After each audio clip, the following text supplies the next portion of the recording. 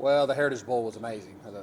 From the organization to the committee that put it on to the player experience, our player experience. I mean, it was 100%. It was rewarding, and it was an opportunity for those kids to really go play at a first-class event.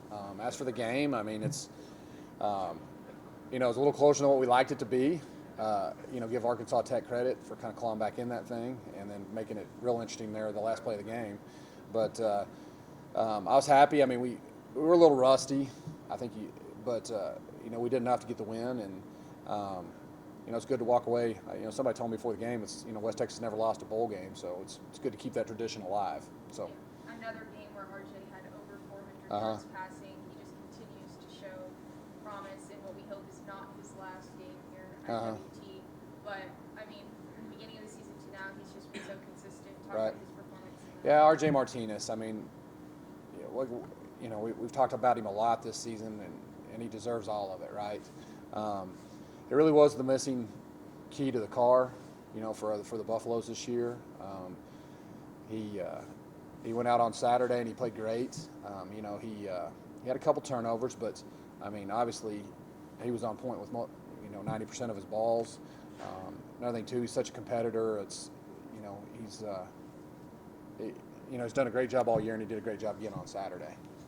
8 wins now in the season. Yeah. A lot of these guys never even experienced postseason football. Sure. How important is that experience moving forward for these? Well, I mean, say 8 wins, right? 8 wins and a bowl win.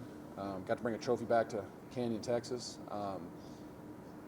It's big, right? I mean, a lot of kids in the Division II world don't get that opportunity to do any postseason, and so I was really happy that we got to do that, and our seniors got to do that. And another thing too is I really believe that the Buffaloes are trending up, right? I mean, we've taken our lumps. We've had a couple of seasons where we've had to build a little bit, and next year we want to go in there and try to add some pieces and try to go to the national playoffs. Say what it is, win the Lone Star Conference. I mean, if that's the goal, and so this experience only adds to that and helps us build. So I want to go back to the game really quick. Yes. Defensively, I want to give them their props as well, because Lucas Jernigan had 12 solo tackles, and we haven't heard his name as much this season, but he really kind of showed so much promise in that bowl game. Having guys like that produce is huge, especially for guys coming back next year. Sure, and Lucas, true freshman, out of Lou, Texas, right? West Texas kid, incredible athlete.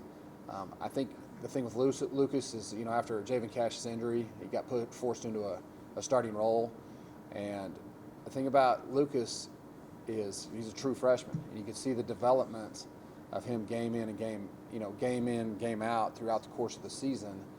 And I think he did a great job on Saturday to kind of show where he's at as a football player. We're excited about him. I mean, he's a great kid too. He's a hard worker, and he wants to be good. And I think the future's really bright for Lucas. Incredible player. What's the offseason for you guys now that you're officially in it? Sure. Now, we got finals here. We're we have a lot of guys taking finals right now as we speak, and so we'll have a meeting this afternoon. And then we'll kind of cut them loose and then get them back in January. I think the focus for us as coaching is, obviously recruiting. We're a little behind in the recruiting world just because of, the bowl game.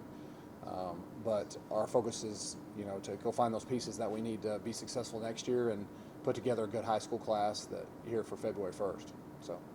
What is you said last week that you've talked to every single guy about wanting to come back. How do you feel kind of after the bowl game now about those guys that are?